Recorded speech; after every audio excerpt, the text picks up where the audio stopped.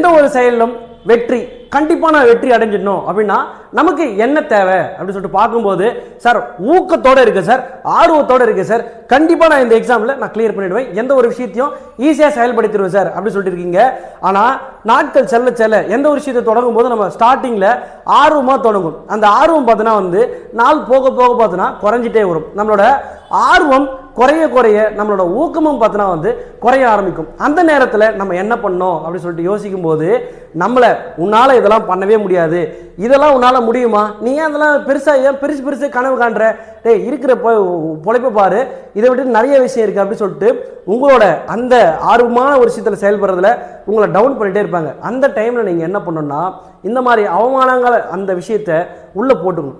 உள்ளே போட்டுட்டு அதை நினச்சி சார் நினச்சி பார்க்கும்போது ரொம்ப உள்ளே போகுது சார், டவுன் ஆகிறோம் சார், டவுன் ஆகக்கூடாது. நீங்கள் என்ன பண்ணால் இந்த அவமானத்தை துடைக்கிறதுக்கு ஒரே விஷயம் என்னென்னா நீங்கள் அந்த இடத்துல சக்ஸஸ்ஃபுல் பண்ணி காட்டணும். அப்போ அந்த சக்ஸஸ் அடையிறதுக்கு நமக்கு என்ன தேவை, அந்த செயல்பாட்டில் ஊக்கமும் ஆர்வமும் தேவை. திருப்பி என்ன உங்களுக்கு அந்த ஊக்கமும் ஆர்வம் குறையிறதுக்கு உங்களுடைய அவமானங்கள் தான் பார்த்தோன்னா உந்துதலாக இருக்கும். சுடர் விளக்காயினும் தூண்டுகோல் தேவை. அதுபோல் உங்களோட ஒரு செயலில் வெற்றி அடையும் போதுனா ஊக்கமும் ஆர்வம் குறையும் போது உங்களுடைய அவமானங்கள் தேவை. இந்த அவமானங்களை நிறைய சேர்த்து வைக்கும்போது உங்களோட வெற்றிக்கு அது ஒரு அடிகோலாகவே பார்த்தீங்கன்னா இருக்கும்.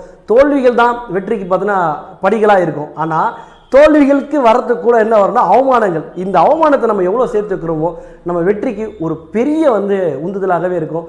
அதனால் அவமானங்களை சேர்த்து வைங்க. தேங்க்யூ.